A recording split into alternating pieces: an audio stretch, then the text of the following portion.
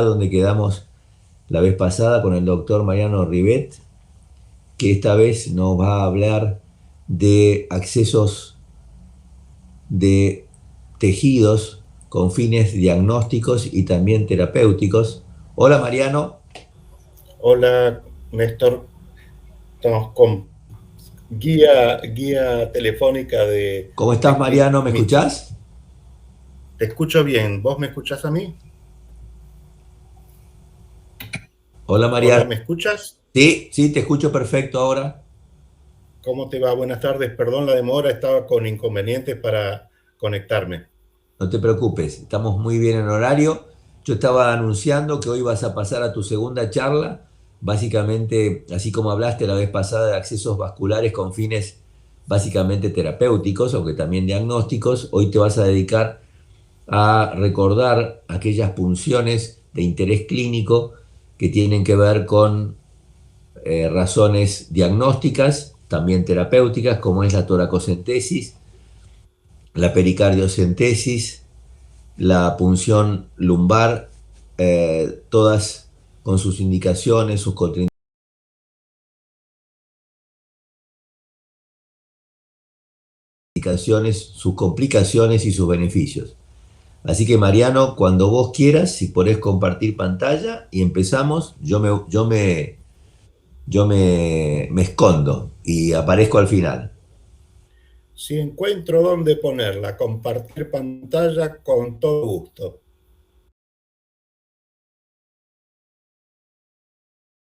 Dale. Natalia, ¿lo podemos ayudar al doctor?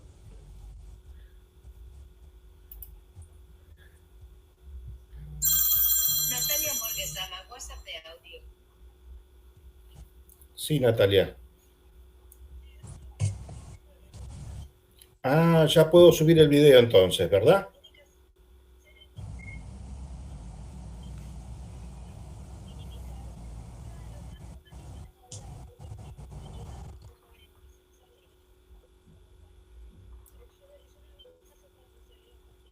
¿Dónde se pone minimizar el Click Meeting?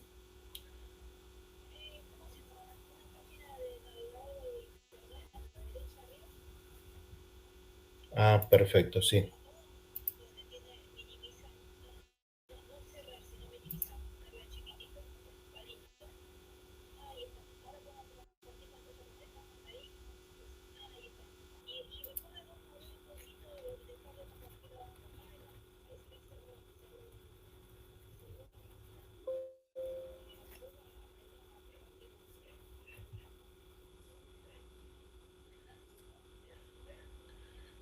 Ah, ¿cómo cerré la página? Ay, Dios. A ver,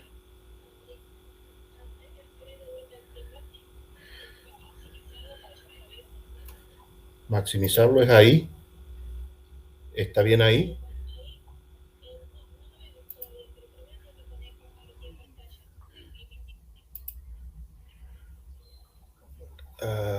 Un segundito, porque no la encuentro.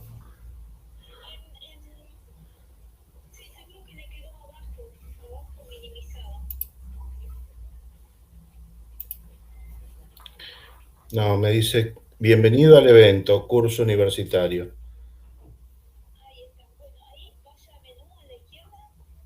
Sí, menú.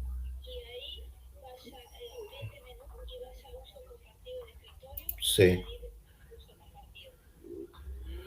Elija cómo compartir su pantalla, abra el navegador, ¿no? Y ahí compartir la pantalla.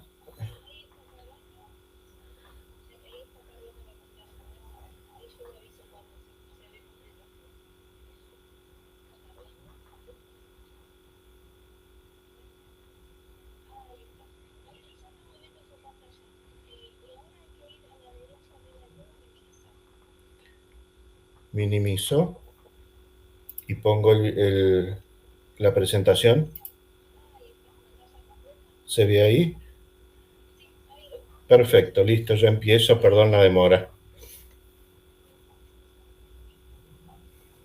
Bueno, La propuesta del doctor Mercado es hacer técnicas invasivas de diagnóstico, las más comunes para el médico clínico, porque hoy en día con el desarrollo de lo que son lo que se llama cirugía mini-invasiva y técnicas de punciones de distintas especialidades, se pueden hacer abordajes de varios tipos de sitios anatómicos para hacer punciones tanto diagnósticas como terapéuticas, como pueden ser las punciones articulares o las colecciones intraabdominales, o nosotros en terapia intensiva a veces punciones de senos paranasales para buscar focos infecciosos no evidentes, pero en sí el temario que proponemos es toracentesis o toracocentesis, paracentesis, que es la punción abdominal, pericardiocentesis, que es una maniobra también de urgencia, y la punción lumbar.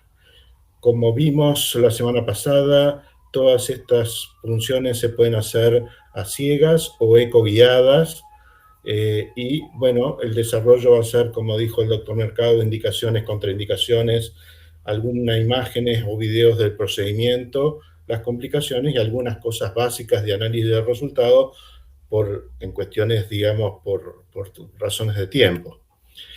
Vamos a empezar con toracocentesis o toracentesis. ¿Cuáles son las indicaciones? Básicamente derrames pleurales de etiología incierta o con mala respuesta al tratamiento, o la sospecha de un derrame paraneumónico complicado o un empiema pleural que requiere alguna conducta de avenamiento pleural, o el derrame pleural masivo con síntomas respiratorios persistentes que también requiera para mejoría de la función respiratoria, la evacuación o el drenaje por medio de un tubo de avenamiento pleural, o la sospecha de motórax traumático, en este caso para la confirmación diagnóstica y después eventual indicación quirúrgica. Las contraindicaciones que son relativas es la coagulopatía o la anticoagulación, en razón de poderse revertir esa situación y poder hacer el procedimiento bajo medida de seguridad respecto a la complicación de sangrado. En los pacientes de RM que están en asistencia ventilatoria mecánica, tengan en cuenta que tienen mayor riesgo de neumotórax y es preferible usar bajo guía ecográfica. Lo mismo que la posición para efectuar la punción va a ser no la del paciente consciente y colaborador. La infección de la piel en el sitio de punción es una contraindicación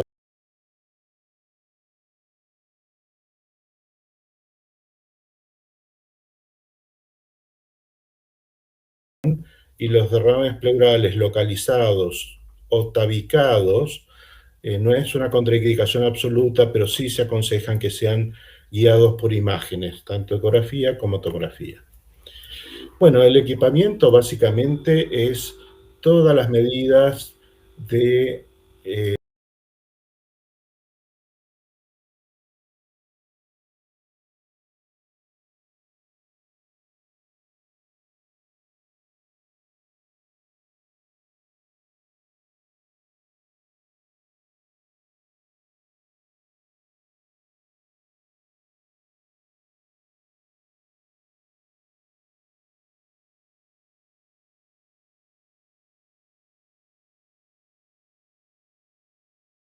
equipo de protección personal y equipo de antisepsia para asegurar la protección tanto del operador, las medidas de bioseguridad para el operador, como los niveles de antisepsia o asepsia para el procedimiento y para con el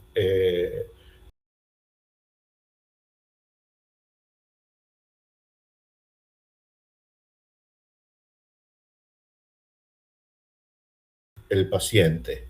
Estos son lo que ustedes ven acá y se agregan también los, digamos, los dispositivos para, tanto para recolectar los fluidos que se obtengan de esa punción como para la toma de muestras de los análisis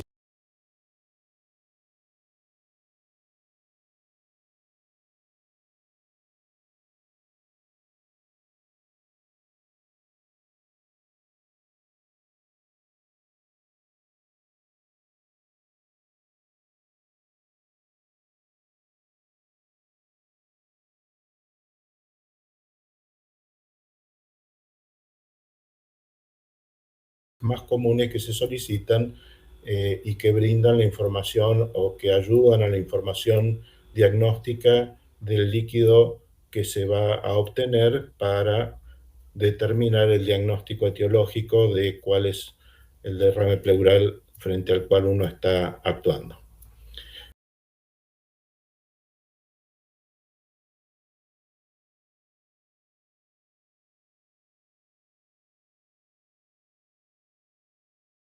El posicionamiento, básicamente en el paciente colaborador, tiene que estar sentado, sedestado, después lo vamos a ver en las imágenes, y en el paciente en asistencia ventilatoria mecánica, en decúbito lateral a 45 grados. Las referencias anatómicas que tomamos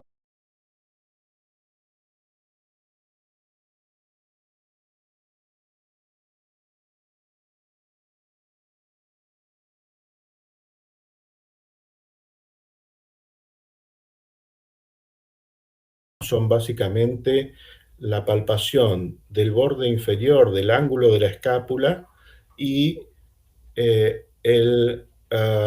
digamos, la palpación del borde superior de la costilla que esté por debajo del nivel de matidez o de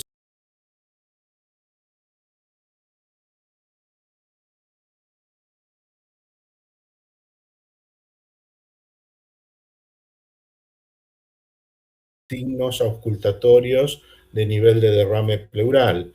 Es decir, se punza por debajo del nivel de submatidez o matidez si es que uno no tiene la guía ecográfica para determinar cuál es el nivel del derrame pleural. En ese lugar, lo aconsejable es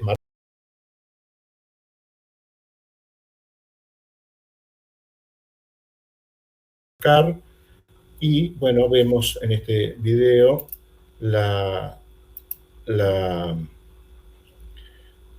la maniobra de cómo es.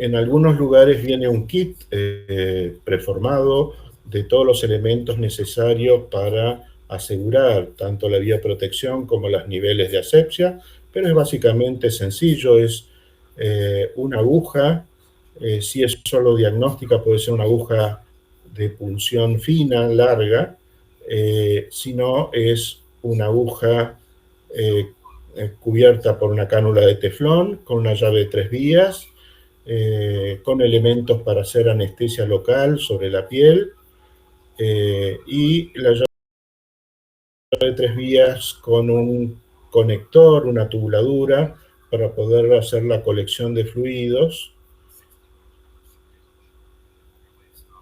y tomar las muestras diagnósticas que correspondan. Básicamente, examen citológico, examen físico-químico, y cultivos o eventualmente algún otro análisis en especial. Como en todos los pacientes, antes de hacer un procedimiento se le explica, en el caso que se pueda hacerlo, que el paciente esté consciente, lúcido y colaborador, y se solicita el consentimiento informado de rigor.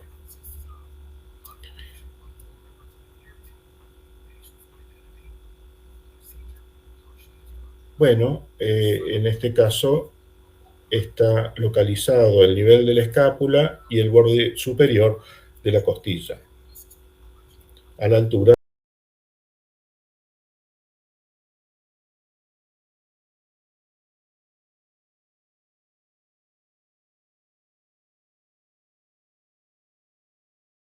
del derrame, obviamente, o mejor dicho, por debajo de la altura del derrame diagnosticado clínicamente, ¿no? Por percusión, área de submatidez o matidez, o por auscultación. Si hay guía ecográfica, bueno, tanto mejor.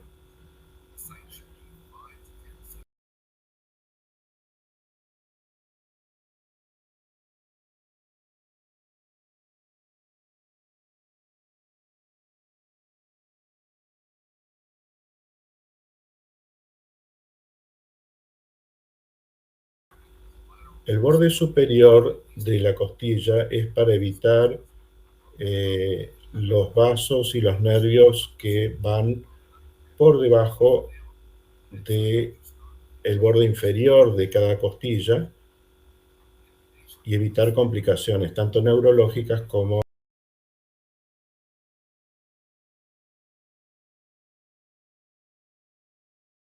de sangrado. Así es como se ve un derrame pleural con ecografía.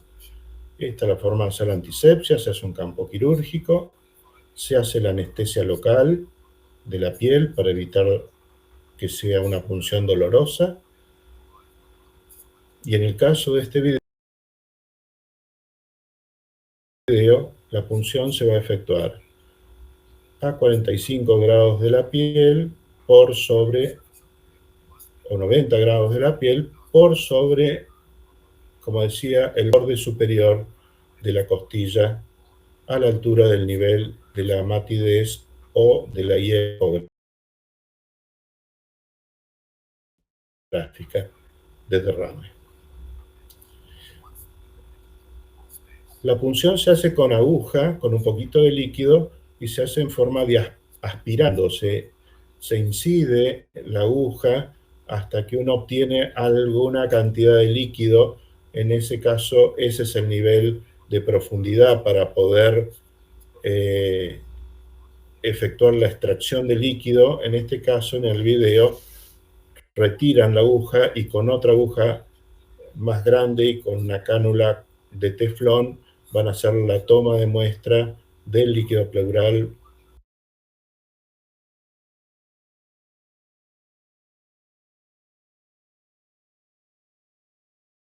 con aspiración, pero ya sabiendo a qué profundidad se encuentra el líquido pleural. La llave de 3 vías sirve para evitar que entre aire a la pleura cuando se saca la aguja.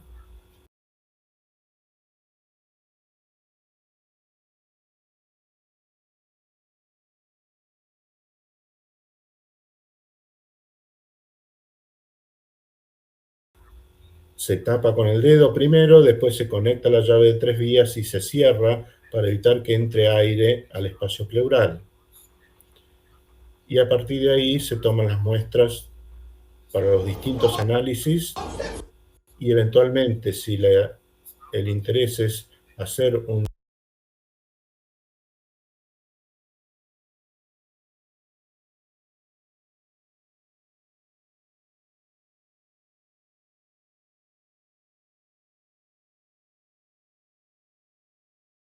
drenaje de alguna cantidad de líquido, por esa llave de 3 vías se conecta una tubuladura a un frasco colector para permitir el drenaje. Obviamente se cambia la llave de 3 vías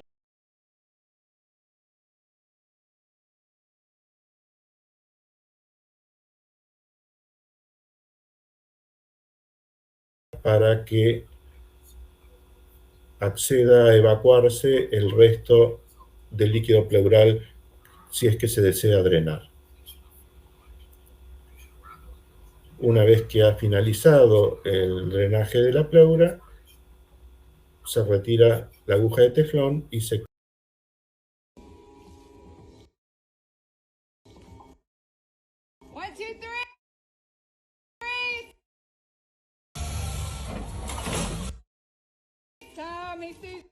cubre, como ustedes ven en esta imagen. ¿Qué exámenes complementarios podemos obtener del líquido pleural? Los más básicos son el aspecto macroscópico, es decir, el color, el aspecto, si es turbio, si es límpido. El examen directo que se hace con Gram y Giemsa. Y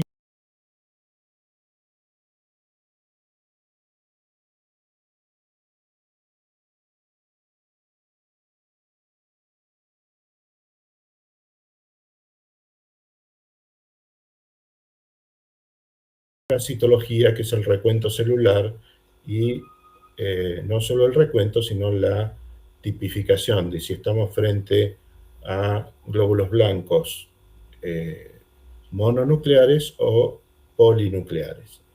El examen químico para poder interpretar los resultados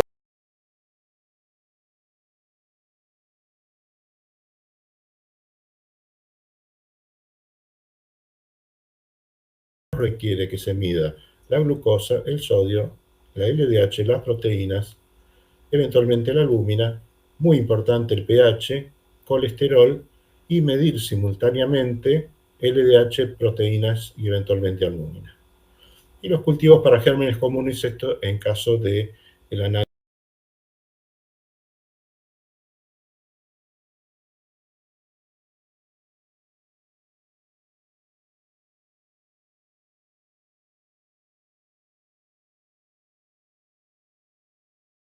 más común que hacemos. Los análisis especiales ya llevan sospecha diagnóstica, por ejemplo, de tuberculosis o de micosis o de carcinomatosis o de algunos otros exámenes especiales más específicos para micobacteria, PCR,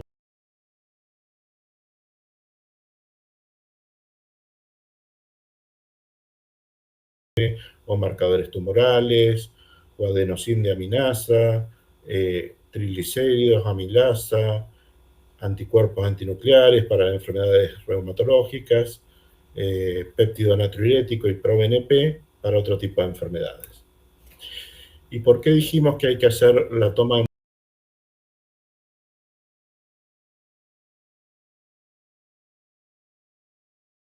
muestra simultánea en sangre y en el líquido pleural? Es para poder determinar la relación, por ejemplo, entre proteínas y LDH del líquido pleural sobre la que hay en el suero del paciente, en el mismo momento, obviamente. De esta manera podemos diferenciar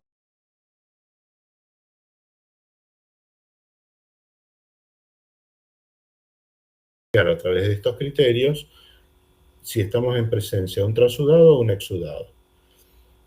De acuerdo a los resultados de estos valores, se llaman criterios de Light, uno puede determinar frente a qué o qué sospecha diagnóstica tiene, por lo menos en lo que es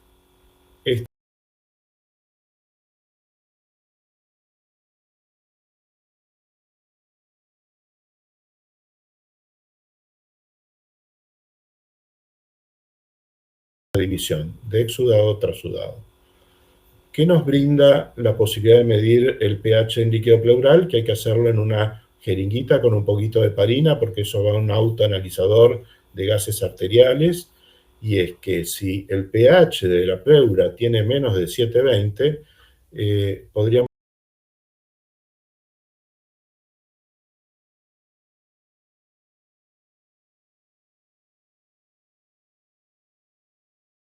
sospechar que estamos frente a un empiema o un derrame pleural paraneumónico complicado, y eso solo ya merita la indicación de avenamiento pleural con un tubo de drenaje pleural, incluso antes de que esté el resultado del cultivo de ese líquido. Lo mismo la cantidad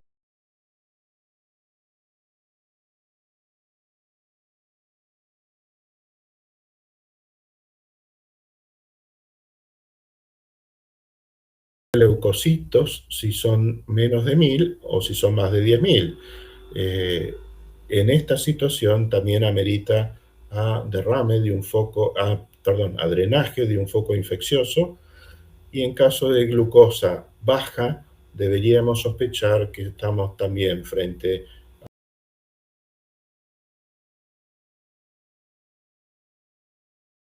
a un derrame complicado, infeccioso, o neoplásico, o tuberculoso, o reumatológico.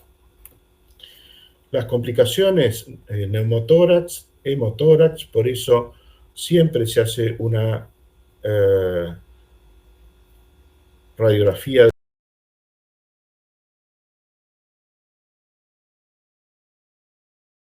tórax de control post procedimiento, especialmente si el paciente está en asistencia ventilatoria mecánica. dolor, tos, infección local, hematoma, injuria abdominal postpunción. Esto es cuando la punción no se hace en el lugar adecuado. Y esto es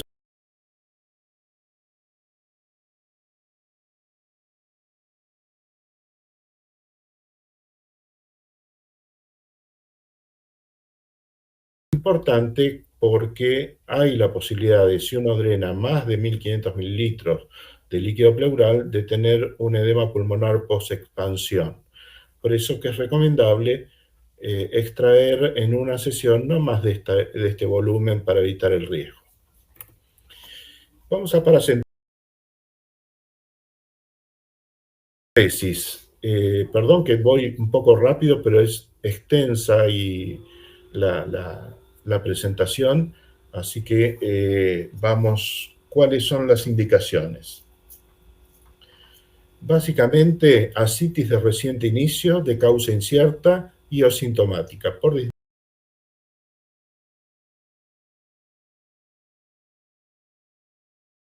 o por dolor. Esa es una. La otra, sospecha de peritonitis bacteriana espontánea, básicamente se presenta con ascitis, fiebre, dolor abdominal, empeoramiento de encefalopatía y o insuficiencia renal, lo que se llama síndrome hepatorrenal, hemorragia digestiva, sepsis, shock, leucocitosis,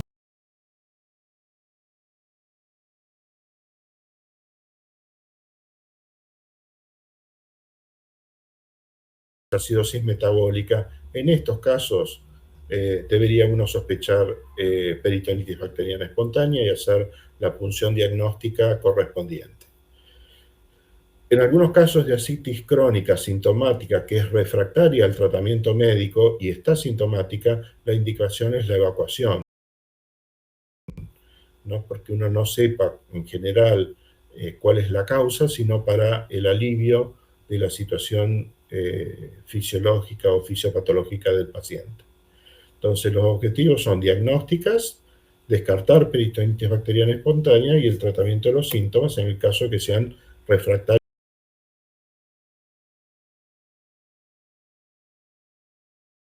al tratamiento médico. Las contraindicaciones, siempre coagulopatía o anticoagulación, que es relativa. Si bien no está recomendado el uso de plasma fresco o transfusión de plaquetas, sí hay posibilidad de reversión de la anticoagulación para poder hacer el procedimiento con relativa seguridad. La infección de la piel en el sitio de punción, el hematoma, una herida quirúrgica reciente en el lugar de punción, también sería una contraindicación. El embarazo relativo, la obstrucción intestinal también relativa y visceromegalia también relativa por el riesgo de punción de un órgano o víscera hueca. Siempre,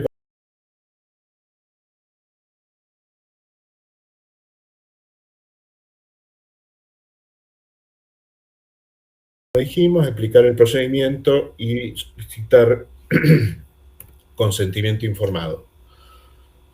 El equipamiento que usamos son, en algunos casos, kits comerciales donde viene lo mismo que dijimos para toracocentesis. Medidas de bioseguridad para el operador y medidas de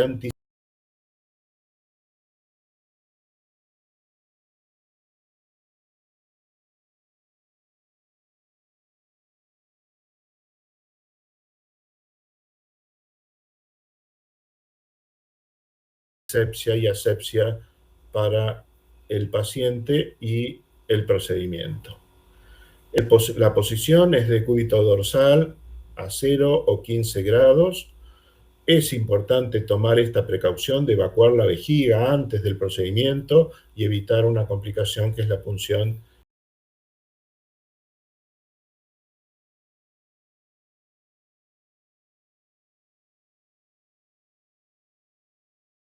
de la vejiga con represión, ¿no? ¿Qué sitios anatómicos uno pone como reparo? Básicamente, en los casos que vamos a hacer la punción, son pacientes con ascitis clara, evidente, y vamos a hacer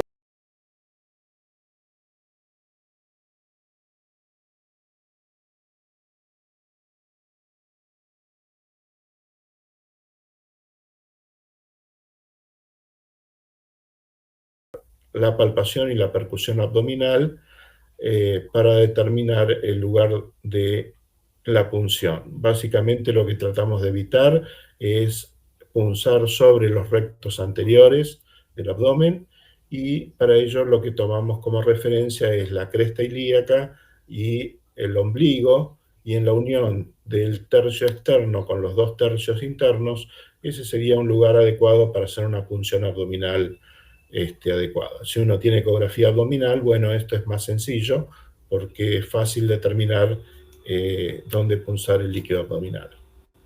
Vemos el procedimiento. En este caso, ellos usan 2 vías de abordaje, una central o mediana y 2 laterales. En general nosotros trazamos de la cresta ilíaca al ombligo una línea, y en el tercio externo con los 2 tercios medios, en ese lugar intentamos la punción. Obviamente, si hay ecografía es muy fácil de ver la presencia de ascitis libre y la diferencia de la ecogenicidad con las vísceras, tanto sólidas como huecas. La preparación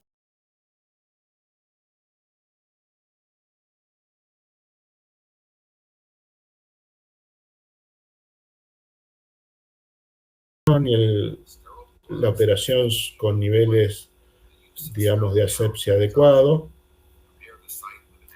la antisepsia de la piel, el campo quirúrgico, la anestesia local en la piel.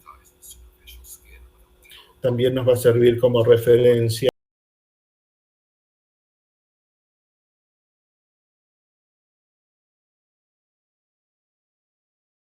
si uno hace la anestesia infiltrando, pero previamente aspirando.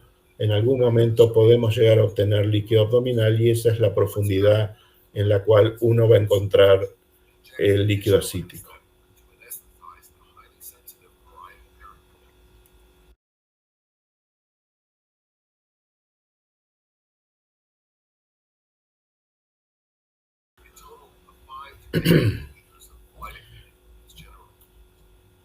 También, como en la toracocentesis, hay que tener en cuenta que, aparte de la obtención de líquido, uno tiene que tener los frascos para procesar las muestras,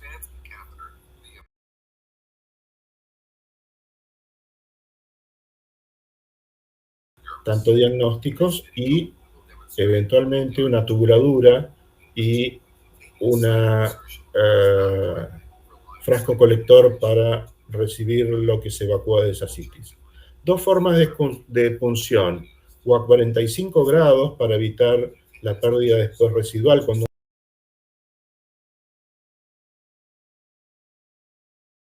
uno saca la aguja, o perpendicular a la piel si uno tracciona de la piel. Eso se llama técnica en Z, porque cuando uno desliza la piel ya evita que después fugue el líquido hacia afuera. Esas son las 2 técnicas para hacer la punción. Repito, 45 grados son con la técnica de deslizar el tejido celular, la piel y el tejido celular, y hacer la punción a 90 grados. Se coloca también un catéter de teflón sobre una aguja y se hace la punción aspirando.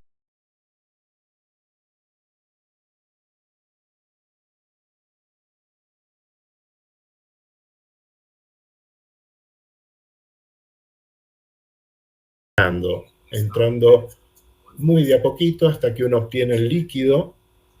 Una vez que uno obtiene el líquido, coloca la llave de 3 vías, se retira la aguja, coloca la llave de 3 vías y toma la muestra para los exámenes físicos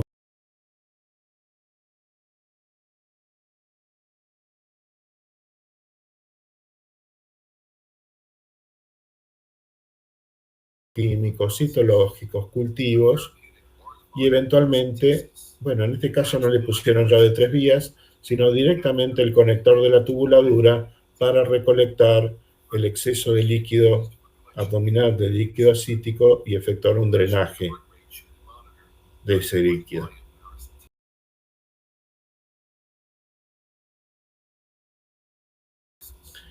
En este caso también vamos a tomar la precaución de que si la cantidad de líquido que vamos a extraer es de más de 5 litros, conviene administrar albúmina. Después lo vamos a ver. Bueno, ¿cuáles son las complicaciones? Bueno, lo que les decía, si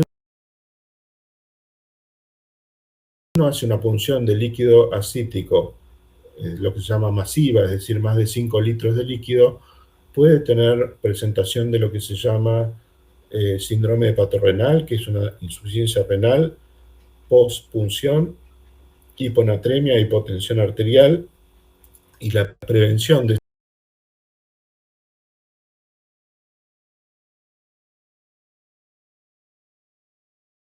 esta circunstancia es administrar entre 6 a 8 gramos de albúmina por cada litro de ascitis evacuado. Eso sí se evacúa un gran volumen. La infección localizada, el hematoma de la pared, la pérdida de líquido ascítico persistente, esto es lo que se evita con la punción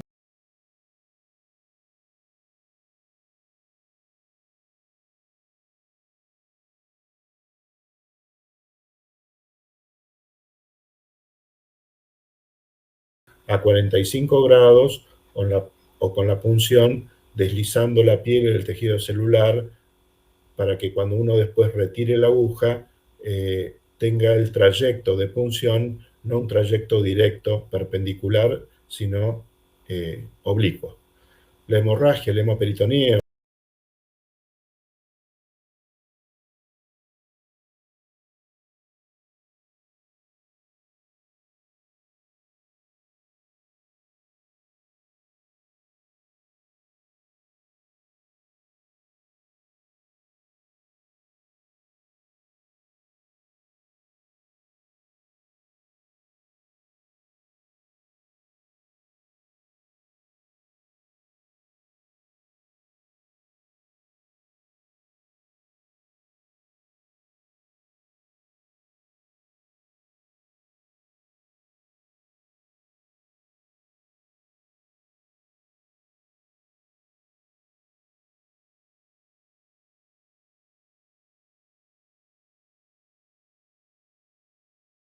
la injuria de un órgano o una víscera intraabdominal son posibilidades de complicaciones, la punción de la arteria epigástrica inferior también, la ruptura del catéter de drenaje también, y si uno no evacúa la vejiga, también no está acá, pero también es una posibilidad, la punción de la vejiga, haciéndonos confundir que es un líquido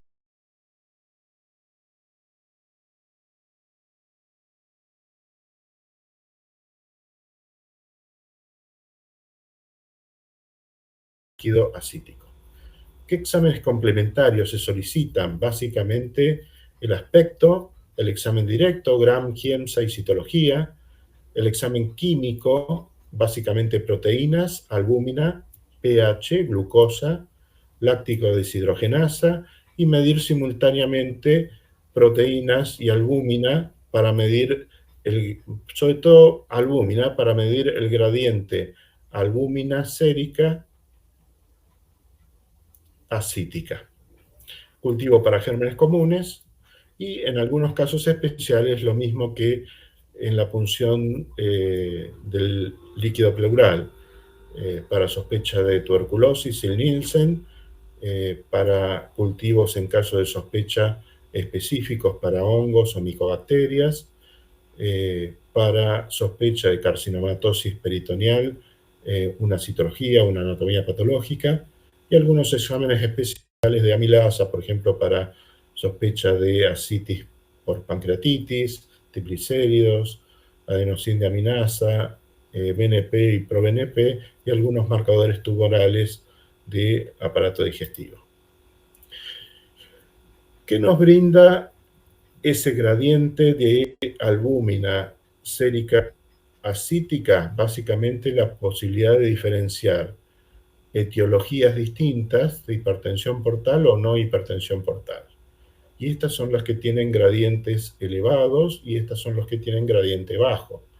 A su vez, la cantidad de polimorfonucleares nos va a permitir detectar o definir si el paciente tiene peritonitis bacteriana espontánea, que es cuando hay más de 250 polimorfonucleares por milímetro cúbico. Esto es sensible pero poco específico, pero es muy específico si tiene más de 500 células polinucleares por milímetro cúbico. La otra posibilidad es que tenga una peritonitis bacteriana con ascitis, que es raro, pero secundaria, es decir, por ejemplo, por una perforación intestinal. Vamos a una situación de emergencia, que es la única que va a tener frente a sí el médico clínico o el médico emergentólogo, que es el taponamiento cardíaco. Y básicamente se presenta con lo que se llama la tríada de Beck, que es ingurgitación yugular, que aumenta la inspiración, eso se llama signo de Kussmaul. La disminución de intensidad de los ruidos cardíacos, bueno, eso es relativo, me van a decir, les voy a decir sí, tienen razón. La hipotensión arterial, pero sobre todo la hipotensión arterial con pulso paradojal, es decir, que disminuye, o que aumenta, perdón, pulso paradojal más de 10 milímetros de mercurio en inspiración. Siempre con disnea, taquipnea, taquicardia, a veces raro, con frote pericárdico, y tenemos algunos datos complementarios sencillos de rigor que abonan la posibilidad de que estemos frente a un taponamiento cardíaco, que es el microvoltaje generalizado en el electrocardiograma o la alternancia eléctrica en el electrocardiograma. En la radiografía de tórax, lo típico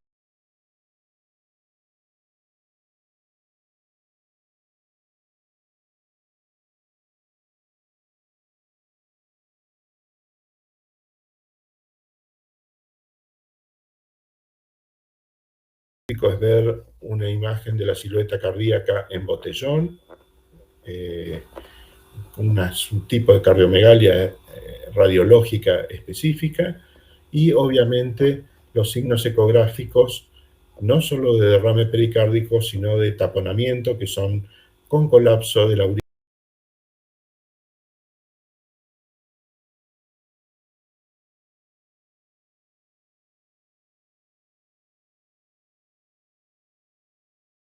derecha y del ventrículo derecho, con distensión de la vena cava inferior sin colapso inspiratorio y con válvula mitral y tricuspidia de bajo flujo. Estos son todos datos de taponamiento.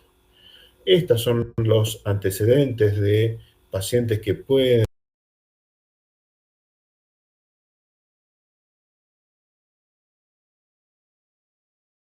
presentar taponamiento cardíaco. Yo el último que tuve fue ahora 2 años, fue post colocación de un cardiodesfibrilador implantable, que tuvo la complicación de una perforación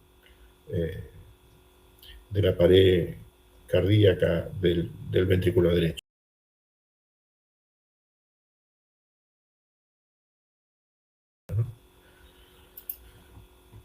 Situación que son complicadas, pero bueno.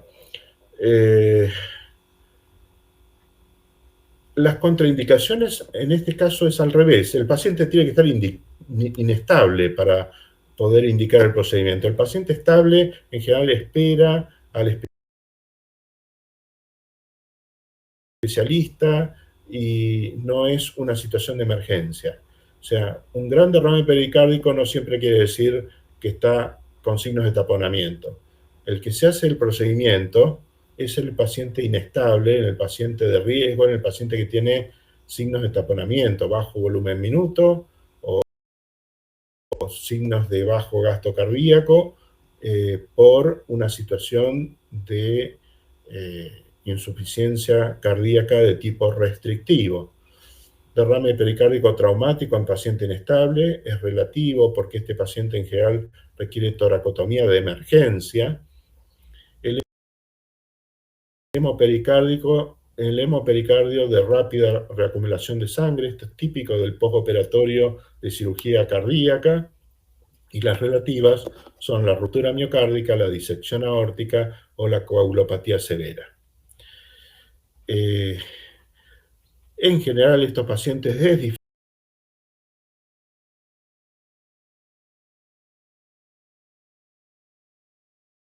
difícil poderle explicar el procedimiento y el consentimiento informado porque suelen estar sumamente inestables, sumamente ansiosos, sumamente sintomáticos y, repito, las situaciones de emergencia. El procedimiento, tres posibilidades: eco guiado, guiado por electrocardiograma y así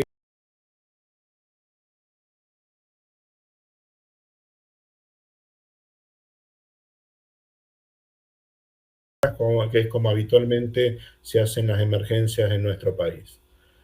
La punción se hace subsifoidea a 45 grados de la piel y con la aguja orientada hacia el hombro izquierdo.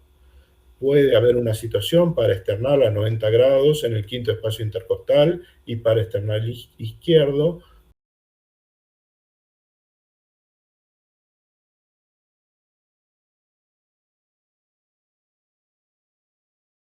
requiere guía ecográfica.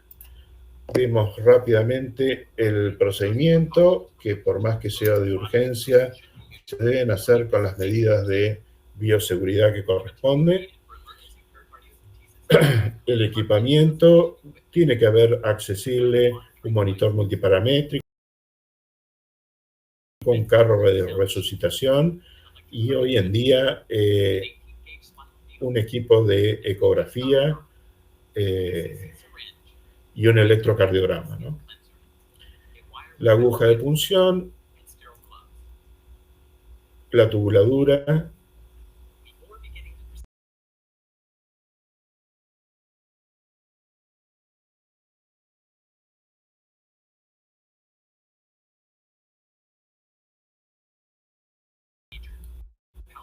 se busca la unión de las dos costillas. En esa región se encuentra el apéndice sifoideo o la región subsifoidea, que es donde se va a hacer la punción. La antisepsia, en este caso, es un paciente que no está ni siquiera agitado, es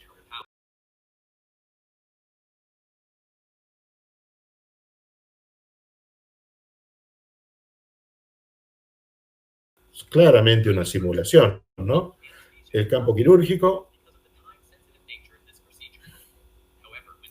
en este caso, permite la anestesia local, no siempre hay tiempo para eso, y el procedimiento es, en este caso, bueno, ya es otra historia.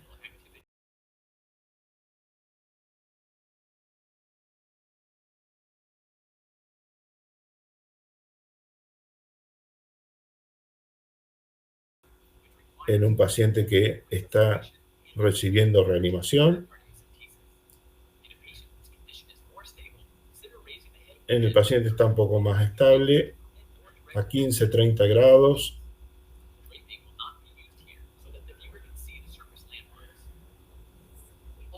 La guía de ultrasonido permite ver en la región subsifoidea bastante claramente el derrame pericárdico, y si no, con una aguja de cocodrilo conectado a una derivación precordial, la aguja de punción, uno podrá ver en el momento que accede o que toca con esa aguja el epicardio del paciente, una modificación en el electrocardiograma similar a lo que es una injuria subepicárdica.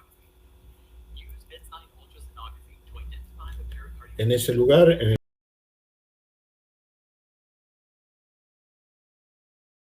ecocardiograma, podemos ver, o con el ecógrafo, podemos ver el derrame, y si no, a ciegas se hace la punción a 45 grados con la aguja y en dirección hacia la tetilla de ese lado.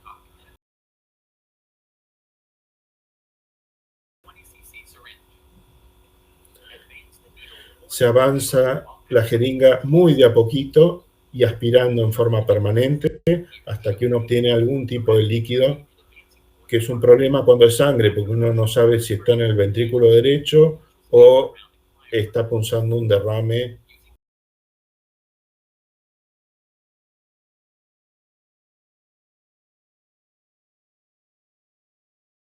pericárdico hemorrágico. Por eso hay que avanzar muy, muy, muy lentamente. Obviamente, si ese es el color rosadito del derrame pericárdico, uno no hizo una punción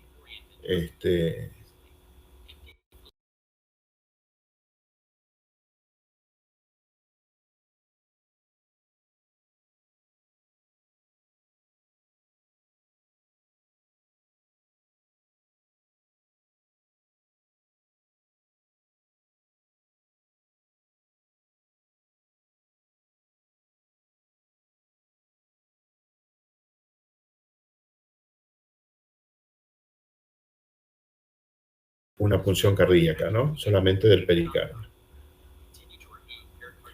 Con poca cantidad de líquido que se pueda evacuar, uno no es que resuelve el derrame pericárdico, pero sí puede poner en una situación hemodinámica mejor al paciente y evitar esos signos de taponamiento. Con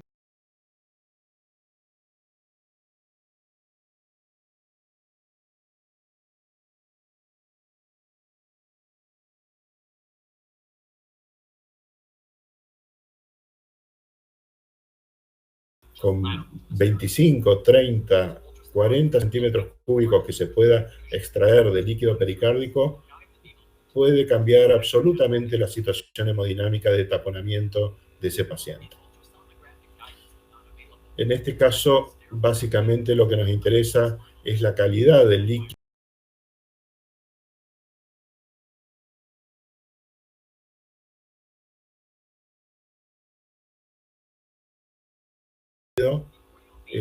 se pueden hacer exámenes complementarios, pero en los casos en general que hay taponamiento, ya hay una situación previa diagnóstica de la etiología de base, y eso es lo que le decía con la guía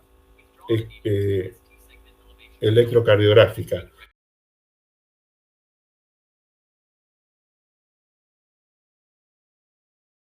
Se ve la forma de la injuria miocárdica cuando uno toca con la aguja el miocardio.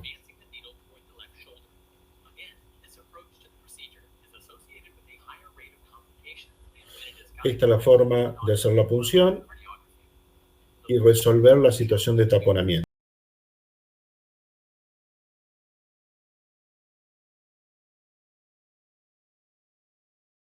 Lo que no quiere decir resolver el derrame pericárdico.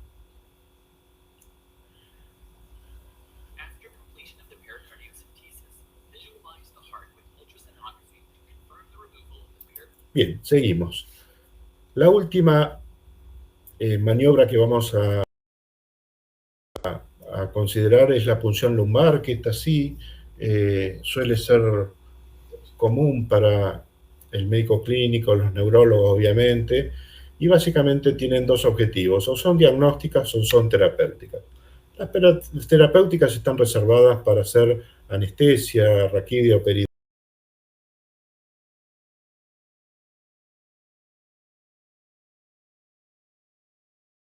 peridural, o para hacer antibiótico-terapia intratecal, o para hacer quimioterapia intratecal, que no son las que habitualmente el médico clínico hace, son para el especialista. Pero sí las diagnósticas en cuanto a diagnóstico de enfermedades infecciosas, meningitis o encefalitis, enfermedades inflamatorias, neurológicas, Guillain-Barré, esclerosis múltiple, hemorragia subaracnoidea, muchas veces para descartar este tipo de enfermedades frente a otros procesos neurológicos, hace falta descartar que no haya presencia de alguna de estas.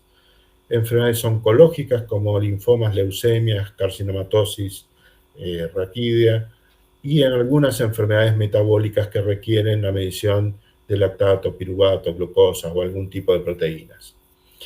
¿Qué test se hace en el líquido cefalorraquídeo? Básicamente físico-químico, el examen directo, Gram, Kienza, Tachina para huésped inmunocomprometido, citológico, también leucocitos y el recuento diferencial entre mononucleares y polimorfonucleares, la glucosa y su relación con la glucemia, las proteínas, el lactato y los cultivos o serologías en el líquido cefalorraquídeo que hoy permiten una serie de estudios especiales para determinar la etiología en caso de meningitis o encefalitis.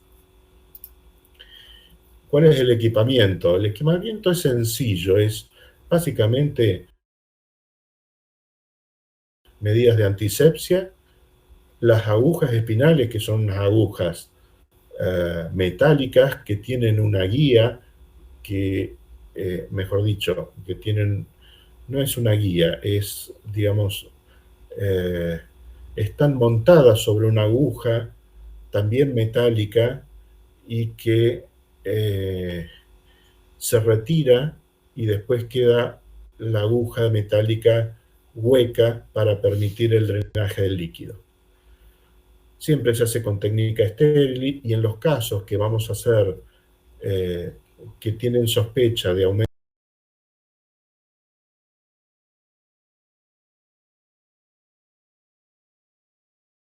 de presión intracraneana, se hace en decúbito dorsal la punción y se conecta un manómetro de agua para medición de lo que se llama presión de apertura. También tienen que tener en cuenta los frascos de colección de muestras para líquido cefalorraquídeo para los distintos exámenes complementarios que se van a solicitar. ¿En qué posición se hacen las punciones? Se pueden hacer con el paciente sentado, con flexión del tronco hacia adelante, o en decúbito lateral, también con el tronco flexionado y las piernas flexionadas hacia adelante.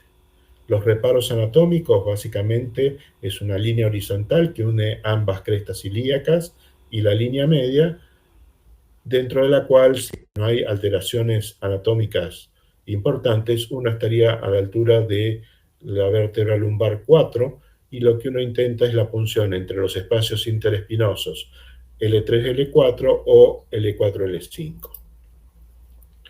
¿Cuáles son las contraindicaciones? Básicamente, el paciente tiene que estar sin descompensación cardiorrespiratoria, no tiene que estar en shock, sin signos de herniación cerebral o aumento importante de la PIP, por ejemplo, signos de foco, papiledema, respuesta de Cushing, respuesta motora de decorticación o descerebración, Glasgow menos de 13, anisocoria, convulsiones no controladas, coagulopatía y cirugía lumbar previa.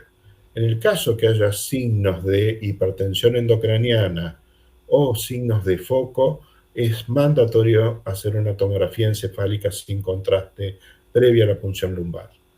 También se le explica el procedimiento y se solicita el consentimiento informado. Este es un video un poquito más largo porque no es sencillo la preparación y la ubicación del lugar de punción. El material a utilizar es sencillo. Estos son las agujas espinales, que repito, son agujas metálicas montadas sobre una guía metálica que ocluye totalmente la luz de la aguja. No se usa jeringa para aspirar, la punción es solamente con la aguja espinal y se obtiene el líquido desde la aguja.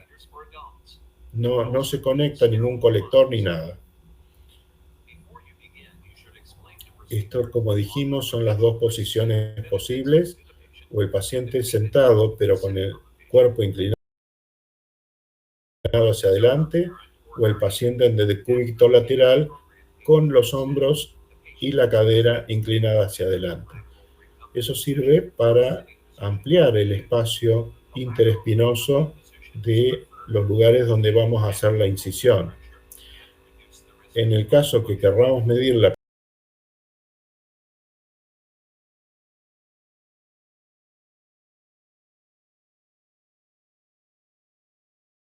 presión de apertura, eso es un manómetro de agua para que en cuanto obtengamos líquido cefalorraquídeo podamos medir la columna de agua que me indica la presión de apertura que tiene el paciente, y eso tiene una relevancia para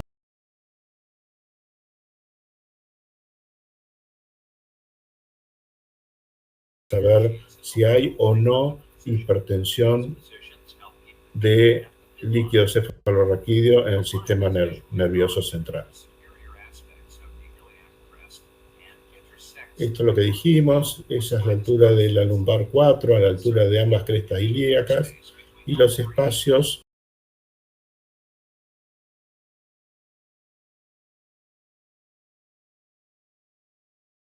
interespinosos L4, L5, L3, L4. Se hace la localización anatómica con la palpación, básicamente, y se marca antes de hacer la antisepsia de la piel y la preparación del sitio de punción.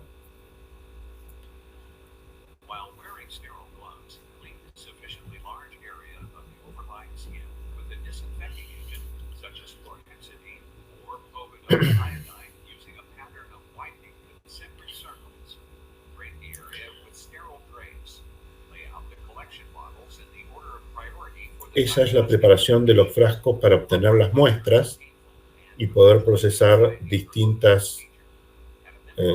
distintas secciones del laboratorio: cultivo, físico-químico, examen directo, citológico, etc. Bueno, acá son muy pro, hacen anestesia de la piel con la cremita, anestesia local, está bien, está muy bien. Y esta es la forma de hacer la punción. Básicamente, con los guantes estériles voy a palpar la apófisis interespinosa y por debajo de ella voy a incidir más o menos a 15 a 30 grados la aguja con la punta hacia cefálico, y con el bisel puesto de costadito, o sea, no con el bisel hacia arriba ni hacia abajo, sino con el bisel de la aguja de punción lumbar hacia un costado. Eso es para evitar lesión de las raíces, no las raíces, sino la cola de caballo. Estas son todas las estructuras anatómicas de que debe atravesar esa aguja. Son bastantes. La idea es avanzar lentamente y eventualmente, cuando uno encuentra, que a veces no lo encuentra,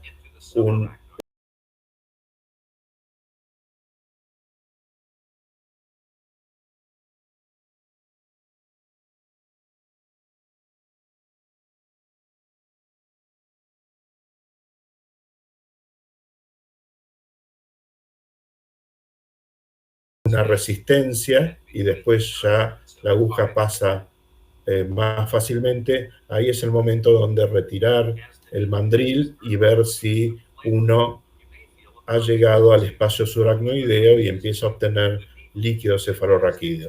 Si no, lo que se hace es volver a colocar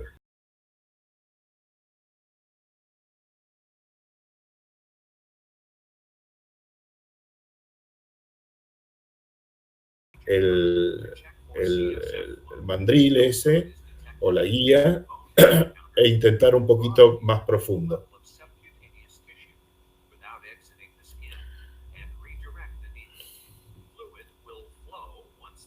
El líquido fluye gota a gota, eso es lo normal, y con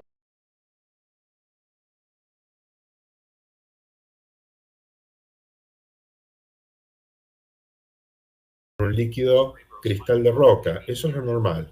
Si uno quisiera medir la presión, tiene que conectar el manómetro apenas empieza a obtener líquido cefalorraquídeo. Con eso se mide esa columna de agua para poder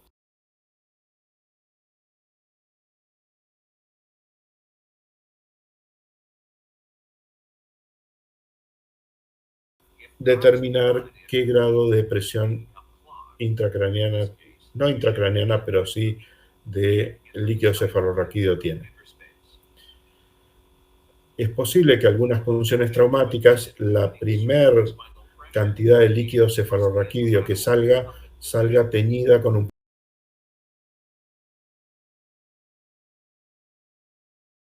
poquito de sangre. Eso se descarta y se toman las muestras de esa aguja de punción lumbar sin ese botón hemático traumático. Este es el manómetro para medir. Básicamente uno define que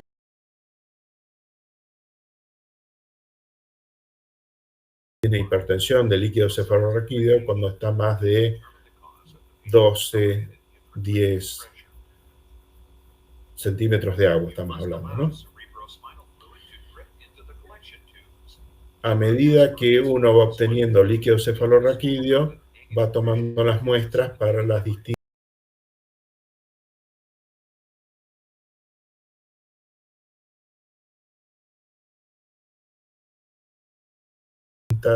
secciones de laboratorio o exámenes complementarios. Básicamente, con 3 frascos o 4 frascos, uno podría cubrir todas las expectativas de lo que se solicita habitualmente en líquido cefalorraquídeo.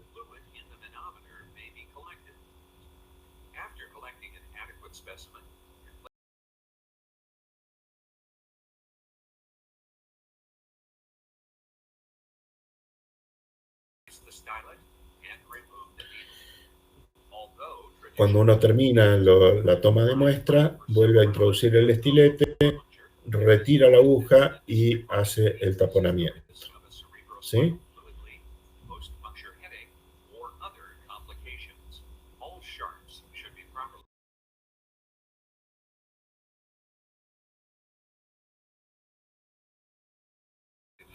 Bien, ¿qué exámenes complementarios básicos podemos tener del líquido cefalorraquídeo?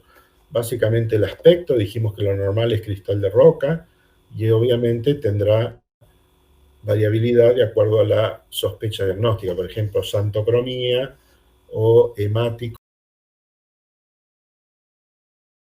en la hemorragia subaracnoidea que no se ve en la tomografía.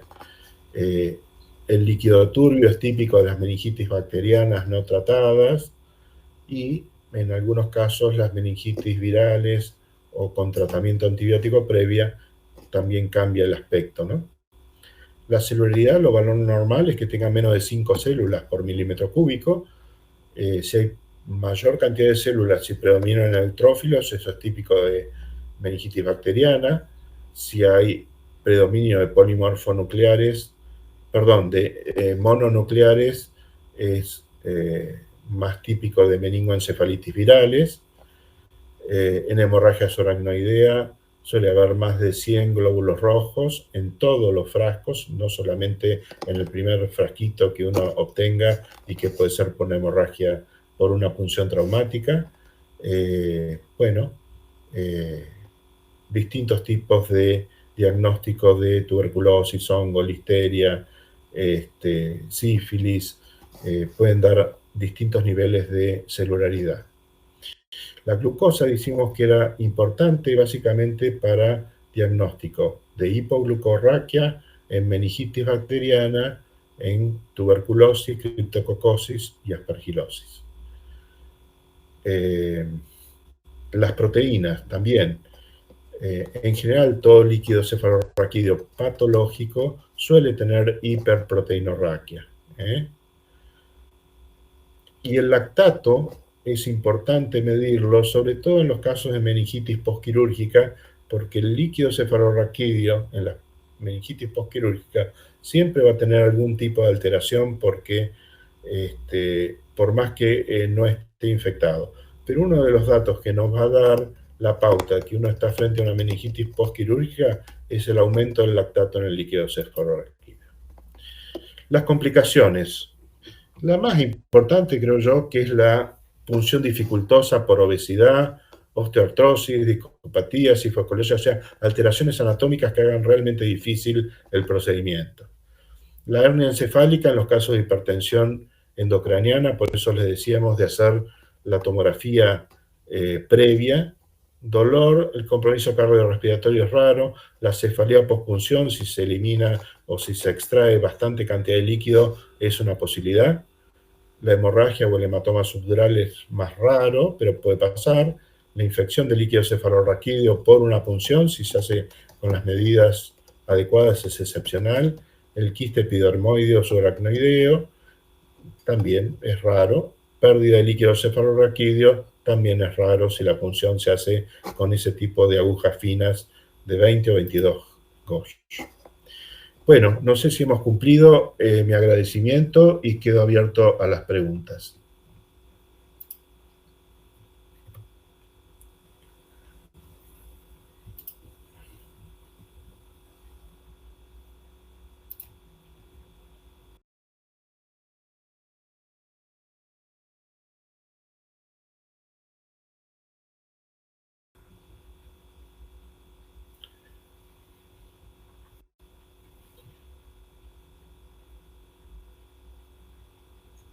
Están preguntando algunas preguntas los doctores. Te preguntan, por ejemplo, ¿me escuchás, Mariano?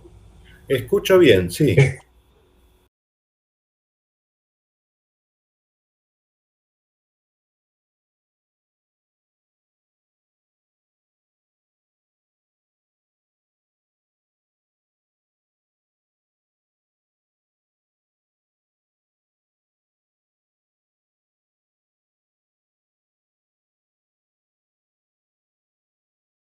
Bien, acá un paciente, un médico te pregunta, a ver, espérate, en la paracentesis se utiliza preferentemente el abordaje del lado izquierdo del paciente, excepto en casos de esplenomegalia. Buena pregunta, interesante, Sí, ¿sí? sí, Sí, definitivamente sí. perfecto.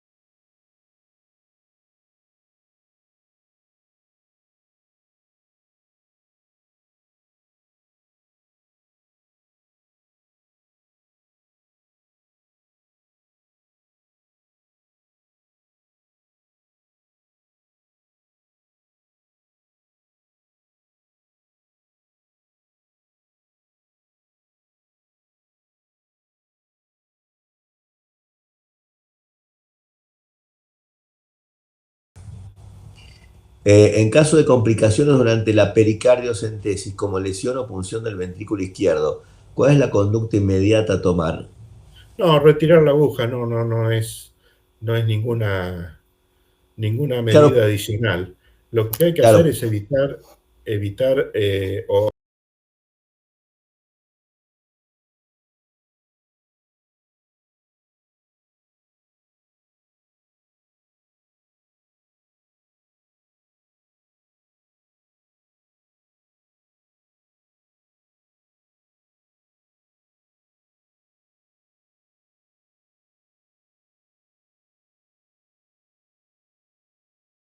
sacar al paciente de la situación de taponamiento. Eso es lo que va a claro, condicionar la claro, sobrevida del paciente, ¿no?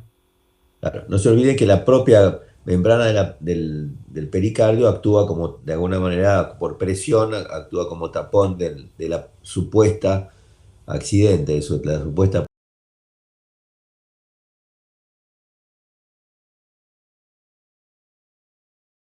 función. En los pacientes coagulopáticos es necesario pasar plasma intraprocedimiento, creo que vos lo dijiste, pero aclaralo si querés, Mariano. Sí, depende cuál sea el origen de la coagulopatía. Si es lo más común es por pacientes con anticoagulación oral, excepto que sea uno de estos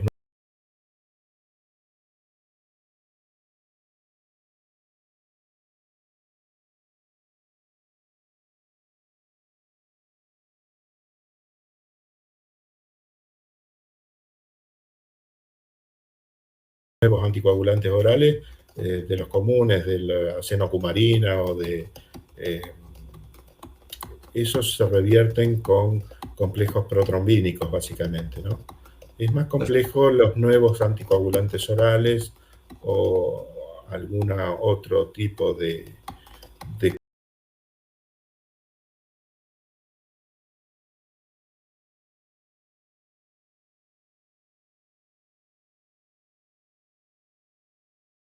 coagulopatía, ¿no? Pero sí, se puede revertir con plasma fresco, se puede revertir en algunos casos con concentrados protrombínicos y en algunos casos de plaquetopenia hay que hacer uso de transfusiones de concentrados plaquetarios. Perfecto, te están llegando muchas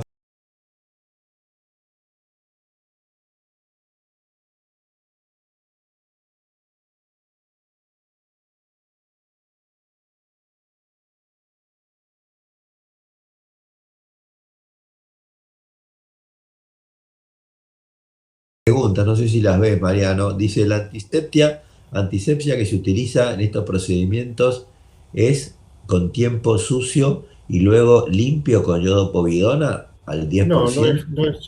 no, en general como son superficies limpias, se puede hacer un tiempo sucio, un tiempo limpio,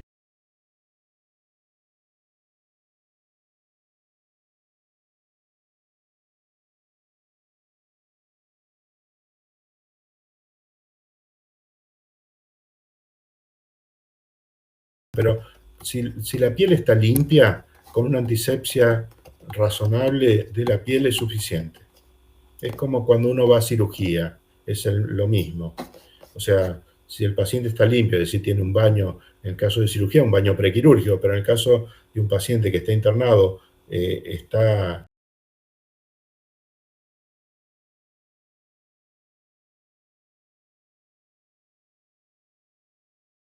higienizado, solamente con la antisepsia en el momento es suficiente.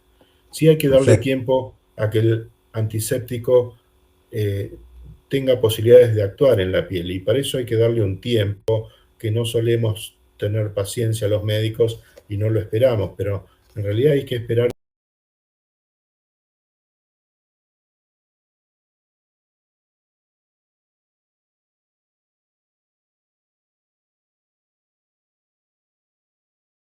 que el antiséptico se seque en contacto con la piel para que tenga ese efecto antiséptico. perfecto. Dice, cuando se realiza la paracentesis y se extraen más de 5 litros, ¿se puede usar otro tipo de coloides en lugar de albúmina, como el Hemacel, por ejemplo? No,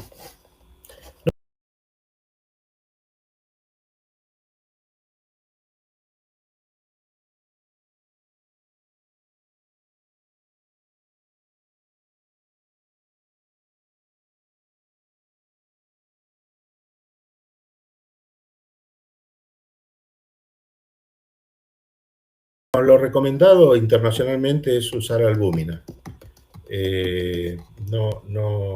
No es una recomendación usar ni Expansión. coloides sintéticos ni Claro, otro tipo de soluciones coloidales de almidones, digamos, derivadas de almidones. perfecto.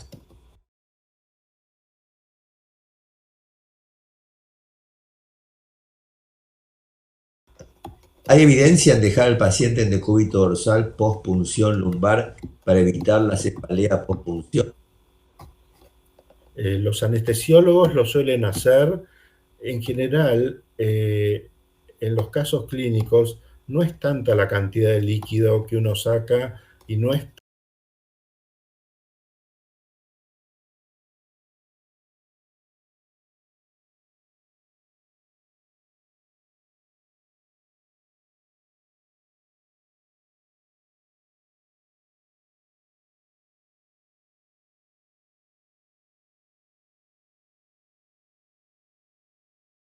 tan frecuente como en las situaciones de anestesia, la situación de cefalea pospunción. Pero los anestesiólogos suelen tomar ese recaudo de dejarlo en decúbito dorsal a 0 a 15 grados para evitar la cefalea pospunción.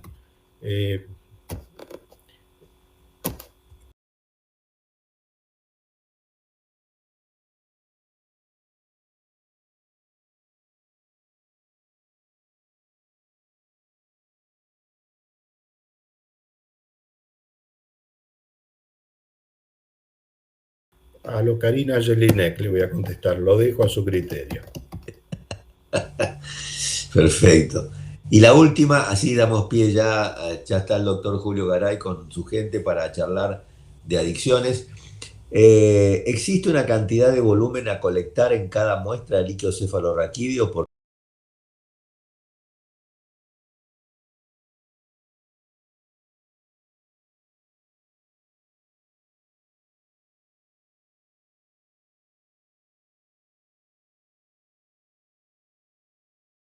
en cada uno de los tubos que van a diferentes lugares del laboratorio? Normalmente, fíjense que ustedes este tipo de punciones también se hacen en pediatría y en neonatología. En general los laboratorios están acostumbrados a usar poquito volumen para poder hacer estos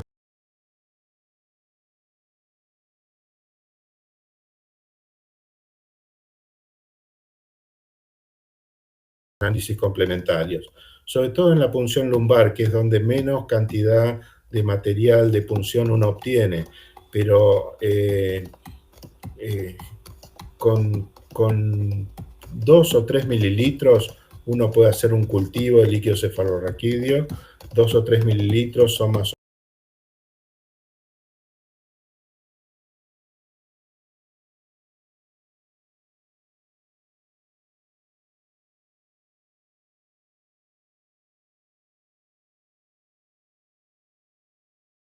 menos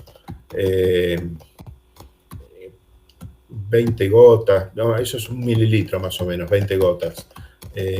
Sí, 25, 30 gotas, con eso ya uno puede hacer un cultivo. Y después para hacer el examen físico-químico y citológico, con otro tanto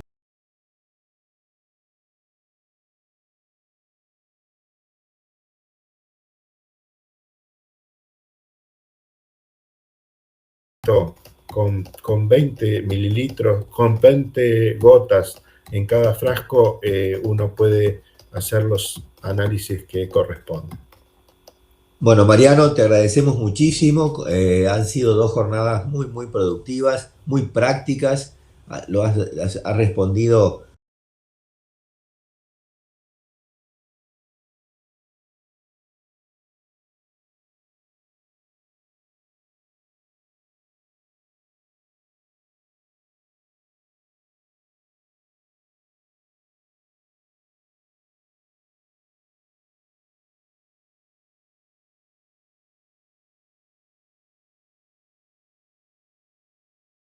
a nuestra inquietud perfectamente bien. Así que nos estamos viendo y te agradecemos enormemente tu participación. A ustedes, Jorge, les agradezco también poder haber participado y a disposición para cualquier duda. Muchas gracias. Tal vez. Hasta luego.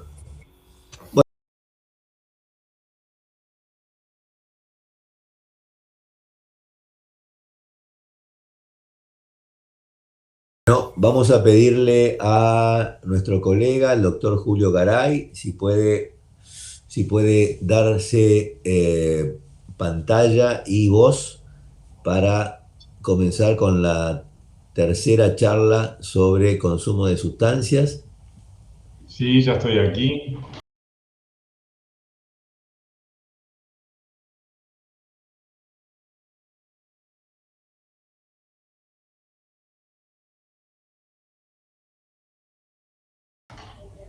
Julio, ¿estás por ¿Me allí? Te veo que escuchan? estás. Sí, bien, estoy con micrófono abierto y todo, ¿sí? Ahí estamos. ¿Me escuchan? Hola Julio, Hola, ¿qué tal? ¿Cómo estás? ¿cómo te va?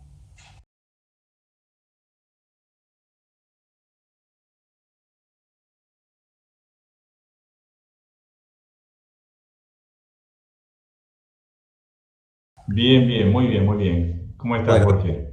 pero estamos muy bien, así que ya te damos palabra y pantalla para que sigamos adelante con este módulo de consumos de sustancias. Así que yo ya me muteo y me escapo y vos manejás, como siempre, la charla.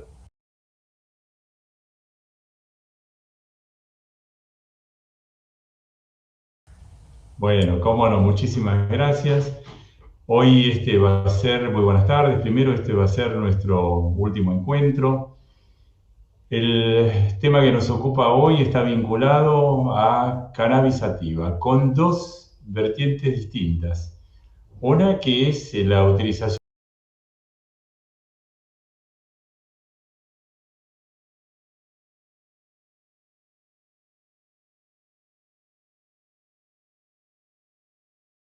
recreacional de esta sustancia, y es decir, de los principios activos de esta planta, y otra que es qué es lo que ocurre a nivel terapéutico. Y digo que este es un tema que, si bien tiene muchísimos años y hay mucha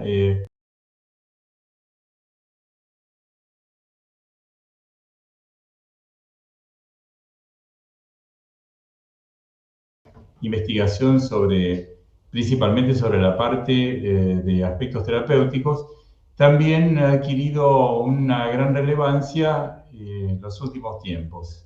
Así que lo que vamos a hacer es hablar de este doble enfoque. En primer lugar, la voy a presentar a la doctora Elena Matthews,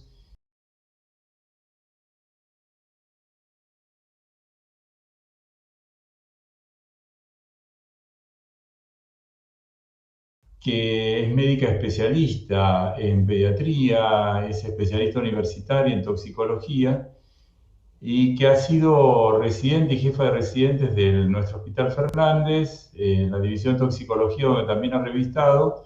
En este momento está trabajando en la unidad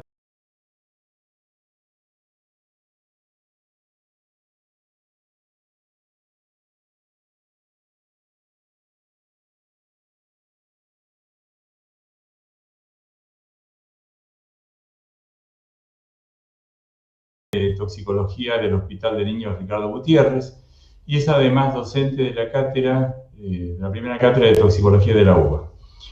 Ella se va a ocupar de hablar un poco sobre lo que es el sistema endocannabinoide, lo que es la parte de toxicocinética, toxicodinamia, etcétera, para que después, en un segundo momento,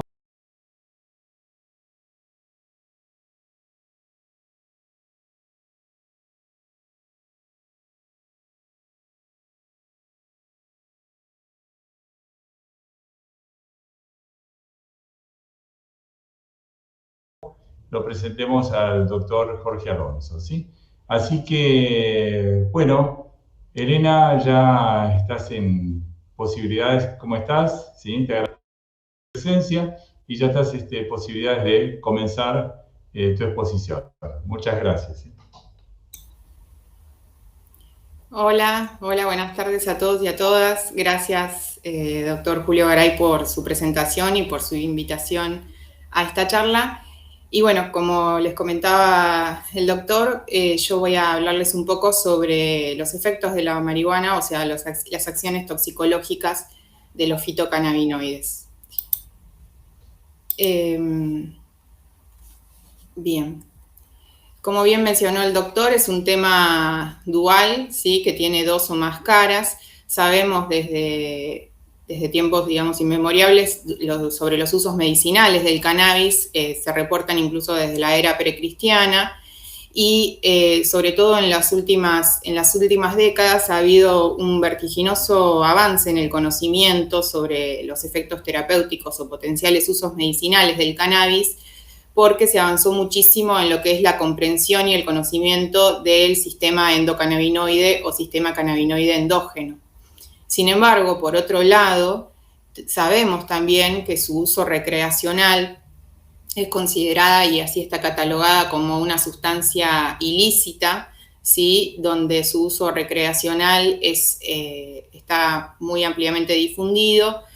Es la primera sustancia de abuso ilícita que se consume a nivel mundial, con un franco aumento en las últimas décadas, y produce un deterioro en múltiples esferas, ¿sí? Ya sea psiquiátrico, físico y social, en los pacientes consumidores, sobre todo cuando su inicio de consumo data de la temprana, digamos, pubertad o adolescencia, y su consumo es frecuente o diario. Por eso es que todo esto ha llevado a grandes dificultades en separar, por un lado, los efectos psicotrópicos de los pacientes consumidores con un fin recreacional de los efectos terapéuticos. Como generalidades, entonces, es la primera sustancia de abuso ilícita más consumida a nivel mundial y la tercera sustancia de abuso si consideramos tanto las lícitas como las ilícitas, luego del tabaco y del alcohol. Se considera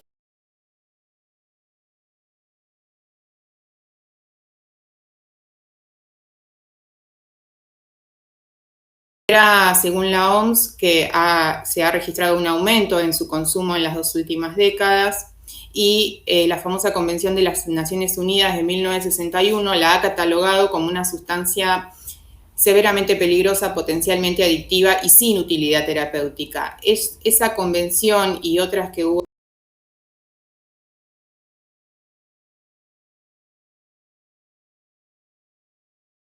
anteriormente hicieron particularmente difícil el avance en el conocimiento sobre sus propiedades terapéuticas. Como reseña histórica, sabemos que es originaria de Asia Central, ¿sí? Los inicios de su utilización son difíciles de rastrear, incluso se consideran que se utiliza antes de la aparición de la escritura, y se ha utilizado con distintos fines, como dijimos ya, los fines recreacionales, en rituales medicinales, religiosos y en la industria textil, dado el alto contenido de fibras vegetales que contiene la planta de cáñamo. Con respecto a los aspectos biológicos de la planta, sabemos que la especie es cannabis, que comprende principalmente las especies sativa e índica.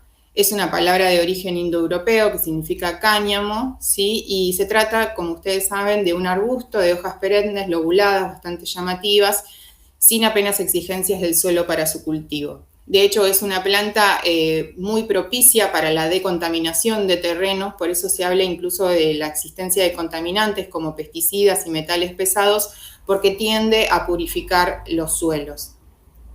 Es una planta que se considera dioica, o sea, con sus ejemplares macho y hembra, y la hembra es la que florece con mayor fortaleza, con una polinización rica en aceites esenciales y resinosos. Acá vemos algunas imágenes típicas de la hoja, ¿sí? Y el florecimiento que se denomina cogollo. Bien, con respecto a los componentes químicos, acá es bastante interesante y la literatura nos demuestra que se describen al menos 500 componentes químicos, ¿sí? donde alrededor 60 de ellos, y cada vez, digamos, que uno hace una revisión del tema, se van descubriendo nuevos fitocannabinoides, que son componentes que tienen una estructura cannabinoide, que es una estructura química carbocíclica de 21 carbonos, con 3 anillos químicos, ¿sí? Y a este grupo se los denomina fitocannabinoides, el sufijo fito de origen vegetal y cannabinoides que tienen esta estructura específica. Cuando hablemos de endocannabinoides, van a ser los cannabinoides de producción endógena, ¿sí? Por nuestro propio organismo. Y por otro lado tenemos componentes no cannabinoides, o sea que no tienen esta estructura y que tendrían una probable acción sinérgica en los efectos de los cannabinoides. Cannabinoides, entonces dijimos, fitocannabinoides, tenemos más de 60, los más estudiados hasta la fecha son por lo menos 2, ¿sí? El delta-9 tetrahidrocannabinol y el cannabidiol, por un lado el delta-9 THC y el CBD, ¿sí? Pero recuerden que existen muchos más. El THC es aquel que es de mayor potencia psicoactiva, es el cannabinoide más abundante, igualmente esto va a depender de la especie que se trate y de las formas de cultivo. Es agonista parcial de los receptores CB1 y CB2, que ya vamos a ver que son los receptores específicos de los cannabinoides, y posee como efectos terapéuticos efectos demostrados antiinflamatorios, antieméticos, relajante muscular, analgésico y psicogénico, ¿sí? Cuando es el responsable, incluso, ya me iba a meter en la parte medicinal, pero no, es el responsable de los efectos psicotrópicos que experimentan los pacientes cuando lo consumen de forma recreacional, y es responsable también del desarrollo de dependencia y tolerancia, como ya vamos a ver. Con respecto al cannabidiol, el CBD actúa a través de una variedad de mecanismos, ¿sí? Si bien muchos autores describen que no posee propiedades psicoactivas, esto es un poco, digamos, controversial, porque si tenemos en cuenta que posee actividad hipnosedante o relajante, eso es una actividad psicoactiva, pero a lo que apuntan principalmente cuando hablamos de que no tiene propiedades psicoactivas es que no produce este cuadro, digamos, psicogénico desagradable que puede experimentar el paciente, ¿sí? Por otro lado, bueno, tiene conocida acción antiinflamatoria, neuromoduladora, antipsicótica y antiepiléptica. Con respecto, digamos,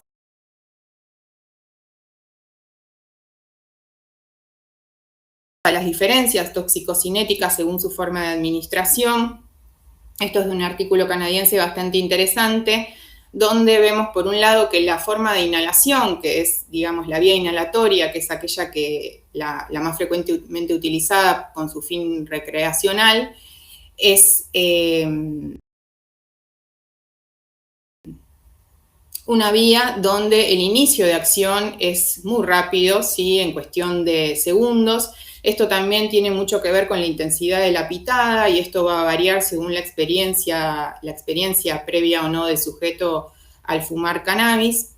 La biodisponibilidad es variable, pero siempre es mayor, por ejemplo, que en una vía oral, donde existen, digamos, múltiples obstáculos a nivel de la biodisponibilidad oral, y la duración de acción es de alrededor de 2 a 4 horas. Si consideramos un consumo mucoso, por ejemplo, a través de alimentos que se preparan, recetas que se preparan con cannabis, vemos que acá la biodisponibilidad está bastante supeditada, como bien dice ahí, biodisponibilidad reducida por efecto de la acidez gástrica, el metabolismo de primer paso hepático y por su acceso a la circulación enterohepática. Tenemos que saber que los cannabinoides son sustancias muy lipofílicas, entonces van a tener un gran volumen de distribución, una alta unión a proteínas plasmáticas, y la distribución va a ser sobre todo en tejidos ricos en grasa, como pulmón, hígado, glándula mamaria y placenta. Se va a depositar en tejido graso y eso le va a conllevar una semivida de eliminación prolongada. De hecho, en individuos que consumen asiduamente cannabis, puede pesquisarse, incluso puede presentarse en triage urinarios de orina positivos a un mes de interrumpido el consumo. ¿sí? Y esto tiene que ver con el depósito en tejidos grasos que una vez suspendido el consumo se redistribuyen a nivel plasmático y se van eliminando en orina y por materia fecal. Bien, con respecto a su metabolismo, el metabolismo es principalmente hepático. Las enzimas involucradas son aquellas del citocromo P450, que oxida inicialmente al delta 9 tetrahidrocannabinol al 11-hidroxi-THC, que es un cannabinoide de mayor potencia. Estos metabolitos son eliminados ya sea de forma libre o conjugados con ácido glucurónico, y la eliminación es fecal y en menor proporción en orina. Con respecto al pasaje placentario, se vio que alcanza alrededor del 10% de los niveles maternos se alcanzan en el feto, de allí su importancia y el impacto que podría tener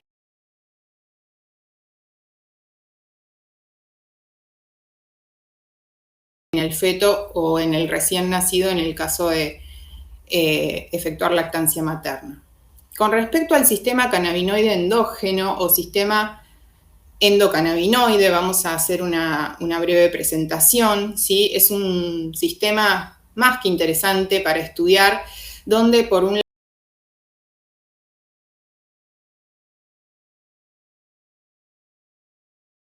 lado tenemos receptores específicos, CB1 y CB2, donde si nos ponemos simples, podríamos decir que los receptores CB1 están sobre todo a nivel del sistema nervioso central, pero esto no están, digamos, únicamente a dicho nivel, también están en la periferia, pero predominan en el sistema nervioso central en múltiples áreas que tienen que ver con, por ejemplo, los ganglios basales o en la corteza, de allí la importancia que van a tener en distintas funciones, y los receptores CB2 priman en células hematopoyéticas y a nivel de sistema inmune. Por otro lado, las funciones de este sistema endocannabinoide y de allí su interés como posibilidad terapéutica tiene que ver, por ejemplo, con la antinocicepción, con la coordinación motora, con la modulación del sistema inmune, el desarrollo neuronal, la proliferación celular, el control de las emociones y en procesos complejos como aprendizaje y memoria. Muchas de estas áreas están afectadas con el consumo recreacional, sobre todo cuando como mencioné, se inicia en edades tempranas de la vida y tiene una frecuencia, digamos, asidua. Y por otro lado,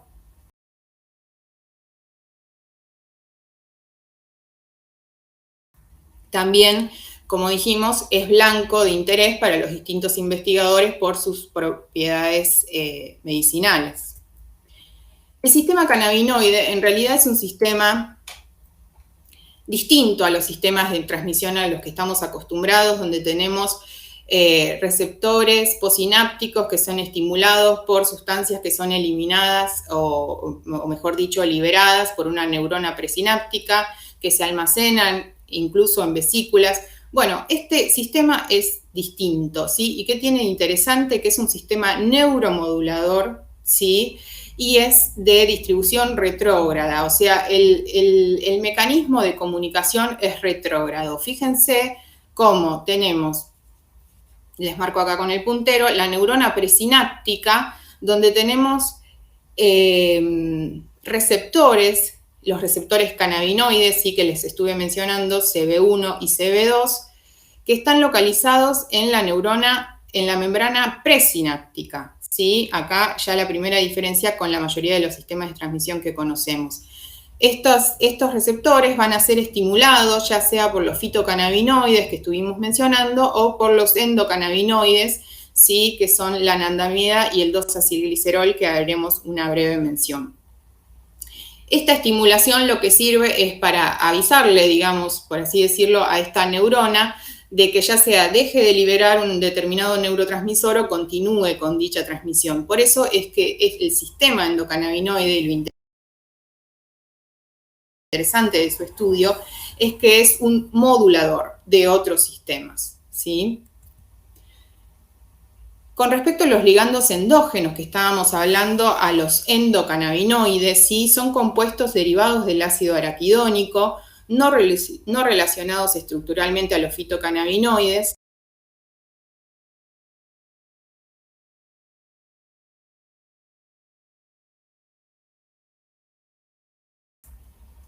Se conoce que no tienen actividad psicotrópica, ¿sí? Y son sintetizados en respuesta a estímulos específicos a partir de la membrana presináptica.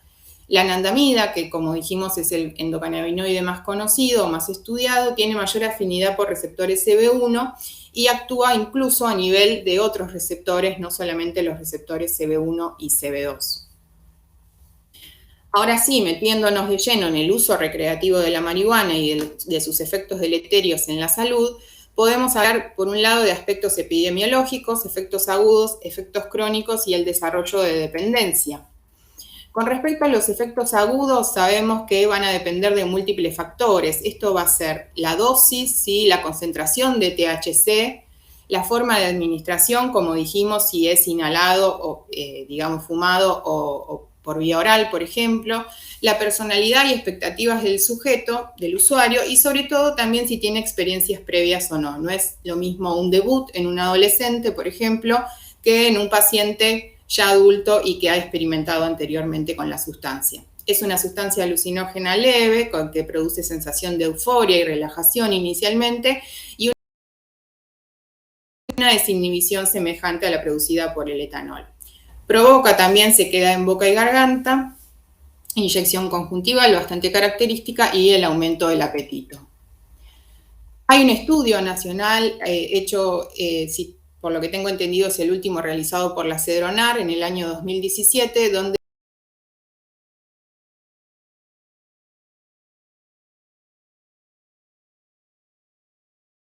se hizo un relevamiento en la población de 12 a 65 años sobre el consumo de distintas sustancias psicoactivas, y lo que es interesante de este estudio es que se observó, por un lado, que entre el 2010 y el 2017 el consumo de cannabis creció en todos los grupos de edad, tanto en varones como en mujeres, siendo los varones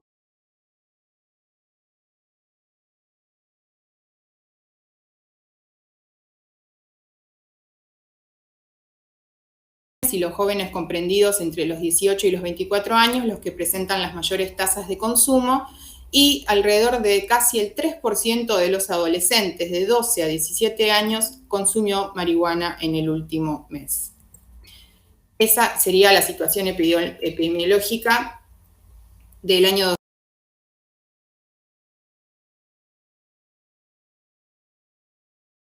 2017 hasta ahora. Sin embargo, lo que se vio incluso el año 2020, ¿sí? Y digamos relacionado con la pandemia que nos está, digamos, atravesando, es que se ha reportado aumento de consumo de cannabis, tanto en adultos como en adolescentes. Con respecto a los efectos adversos en la salud, ¿sí? Este es un estudio muy interesante, dirigido por la doctora Nora Volkov, ¿sí? Donde se ven, por un lado, los efectos del uso a corto plazo y los efectos del uso a largo plazo, ¿sí? Los más llamativos son, por un lado, a corto plazo se observa alteración de la memoria a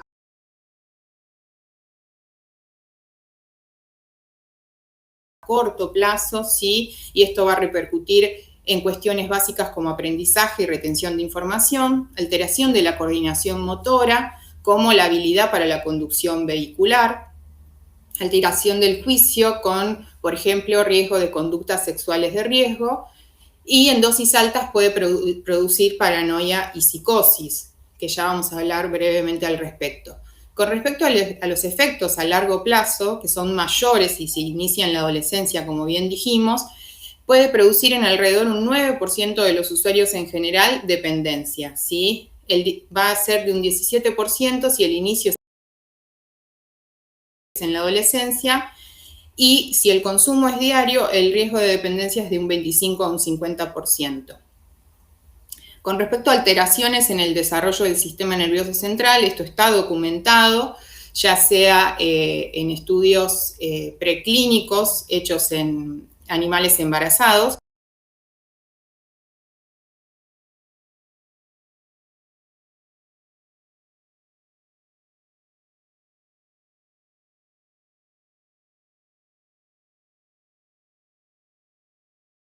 embarazadas, perdón, y en pacientes adolescentes que sabemos que su neurodesarrollo está en marcha, también pueden producir distintas alteraciones. También se observó menor rendimiento escolar, alteraciones cognitivas como un menor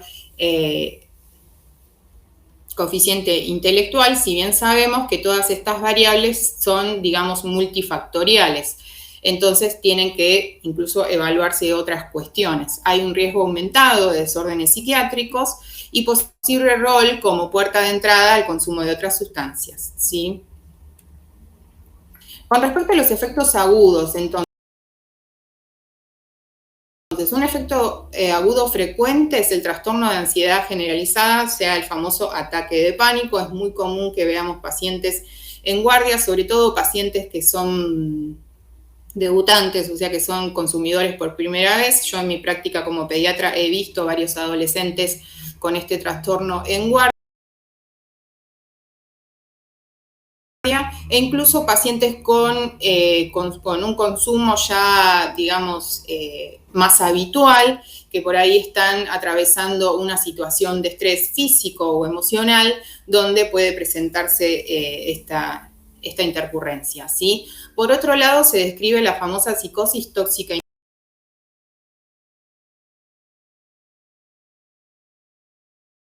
inducida. Se describe como con un consumo de altas dosis, y esto está también relacionado con un alto contenido de THC. Es un episodio agudo que se inicia durante el periodo de intoxicación y que debe remitir para considerarse que es una psicosis tóxica inducida en menos de un mes. Se caracteriza por la presencia de alucinaciones visuales y auditivas.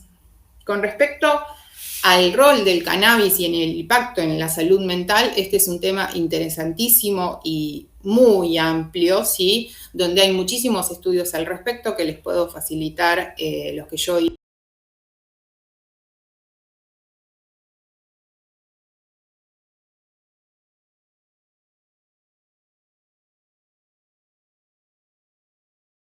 leyendo a lo largo de mi carrera, y lo que se ve es que no se ha hallado una relación de causalidad directa entre consumo y alteraciones a largo plazo, pero sí existe un riesgo para aquellos pacientes consumidores habituales con cierta vulnerabilidad o predisposición, ¿sí? En quienes el consumo incrementa significativamente los riesgos de presentar trastornos mentales, particularmente psicóticos. Lo que sí están de acuerdo la mayoría de los autores es que tanto a menor edad de inicio y mayor cantidad y frecuencia de consumo, mayor es la probabilidad